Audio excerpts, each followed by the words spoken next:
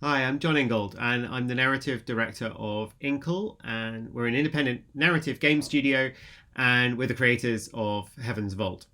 Now, Heaven's Vault was the most ambitious project that we have ever undertaken at the studio. It took about 4.5 years for us to make, and it started with a really simple idea, which was we wanted to make an adventure game about space archaeology. We thought, well, I haven't seen a game about space archaeology. It's a nice idea. Let's see where that takes us. And then we set off to design the game, which is all very normal and very sort of the usual process.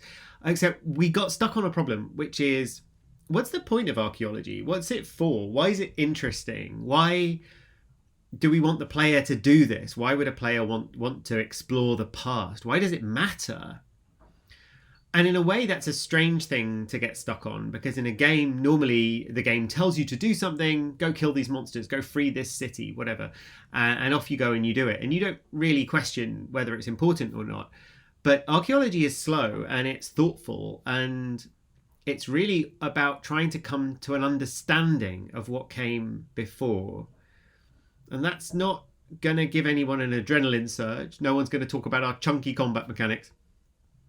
So we needed it to have some underlying force behind it, something to make it feel like a worthwhile thing to ask a player to do.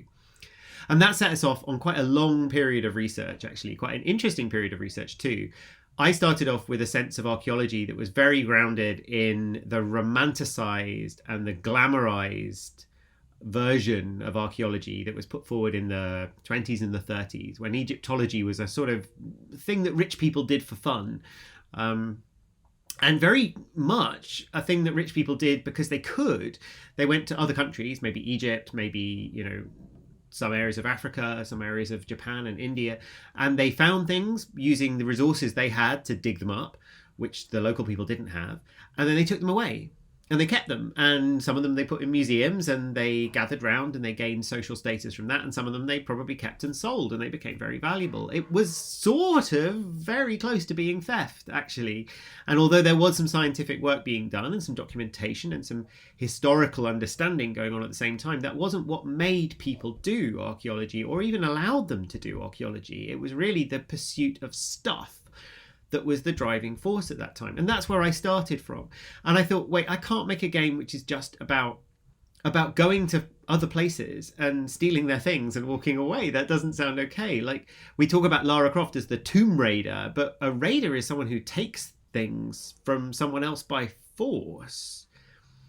And then I discovered the work of a lady called Dr. Monica Hanna, who's an Egyptian Egyptologist, who's very interested in the relationship between ancient Egypt and modern Egypt, and how modern Egyptians see the past as whether it belongs to them, whether it matters to them, or who does it belong to, or does it belong to the government? And therefore, if you don't like the government, you don't like ancient Egypt either. And the relationship that people have with their own history. And I realized that was actually a much more interesting place to be thinking about archaeology. And that's relevant to me as a British person. I look at the history of Britain and I can see how it affects the decisions that we take day to day. Currently, our country is leaving the EU because we believe we're a proud country that runs an empire, which we're not, but we were.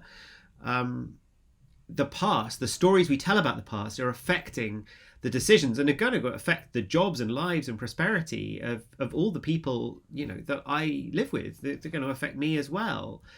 And that idea that the stories that we tell about the past affect the present in a meaningful and real way. And that's why archaeology matters. And that's why exploring the past matters. And when I realized that, when we discovered that that was a thing which is actually active and live in the world today, that was our foundation for Heaven's Vault. We wanted to make a game in which archaeology was about discovering the truth of the world in which the protagonist is. And it's really a game about what is true and what is invented and what is constructed and who by, and how sure can you be about your truth anyway. Archaeology is about guesswork and deduction and detectiveness, and no archaeologist can ever be confident that they've got things right, because you can't ask the people who are long gone.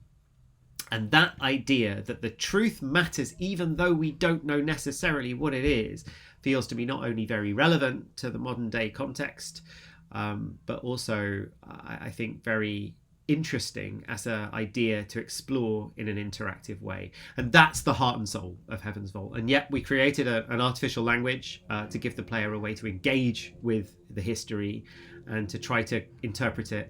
And we created a world for you to explore and discover, and an environment to read and look at as you think about it. But at the heart of it, it's really about making theories, disproving theories, and trying to construct an idea of what happened and how did we get to be where we are. And I think that's a hugely important theme, and that's why for me Heaven's Vault is a game that's much more about much more than setting off to kill monsters or finding ancient alien artifacts or any of the stuff that games are normally about. So if you play it, we hope you enjoy it. Thank you for listening.